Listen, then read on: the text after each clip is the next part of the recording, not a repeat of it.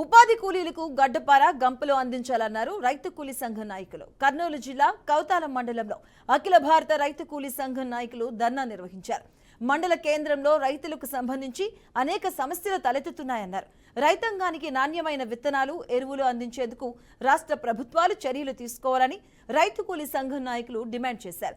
రైతులు పంటలు వేసి నెలలు గడుస్తున్నా రైతు చేయూత ఇవ్వకపోవడం విచారకరమన్నారు. ఇక ఉపాధి కూలీలకు 250 రోజులు పని కల్పించాలని, రోజుకు 400 రూపాయలు కూలీలు ఇచ్చేలా చర్యలు తీసుకోవాలని కోరారు.